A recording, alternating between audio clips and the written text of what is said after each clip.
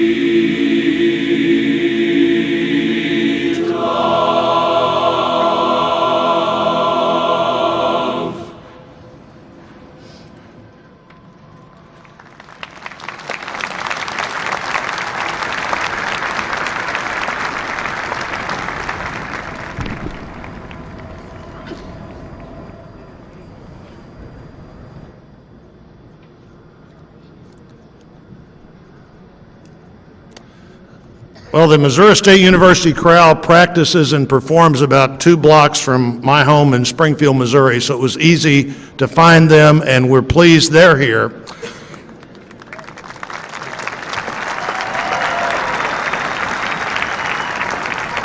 It's also a great opportunity for me to introduce my colleague, the Senator from New York, Chuck Schumer.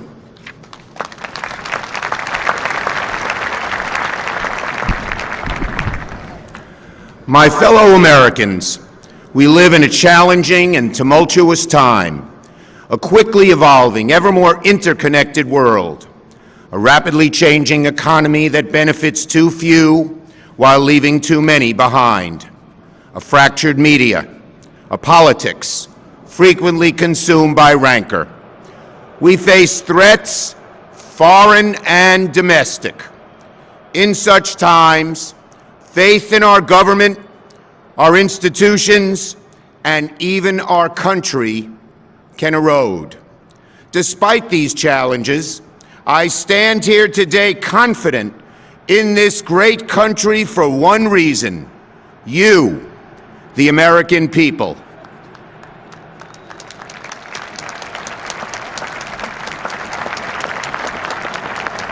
We Americans have always been a forward-looking, problem-solving, optimistic, patriotic, and decent people.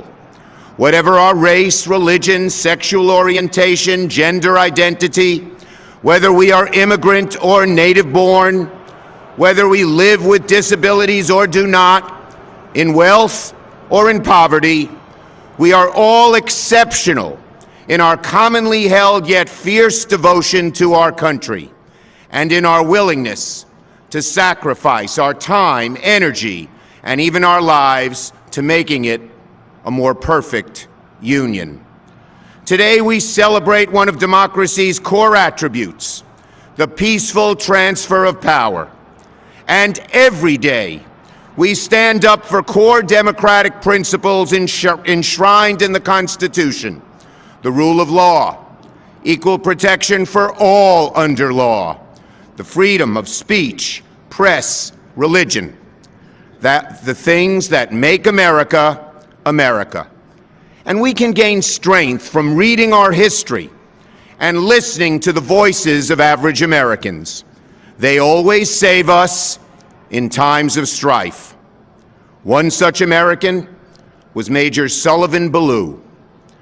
On July 14, 1861, when the North and South were lining up for their first battle, a time when our country was bitterly divided and faith in the future of our country was at a nadir, Major Ballou of the 2nd Rhode Island Volunteers penned a letter to his wife, Sarah.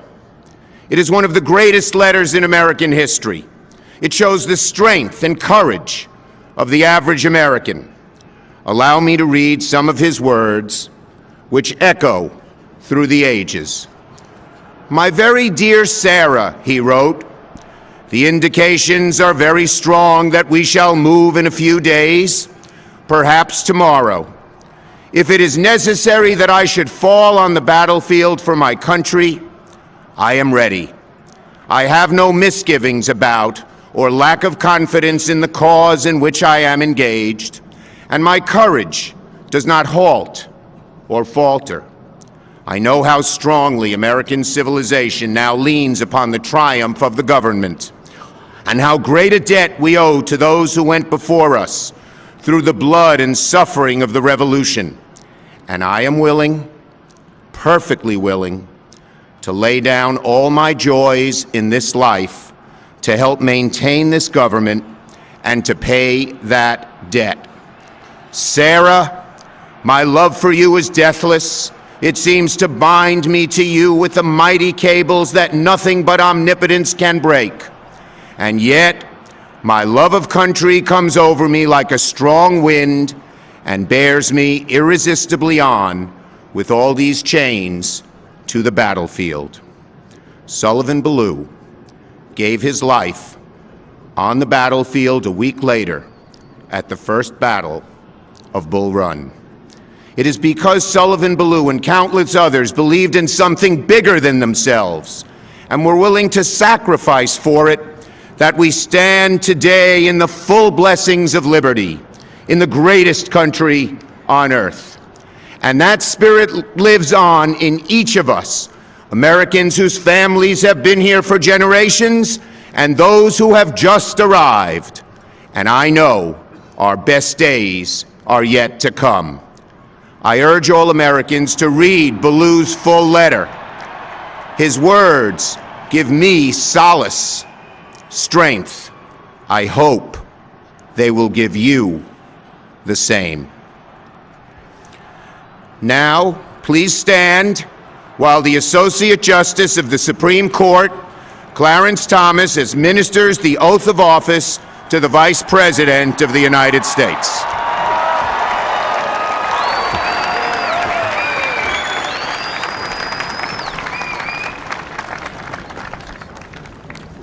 Place your hand on the Bible. Please read.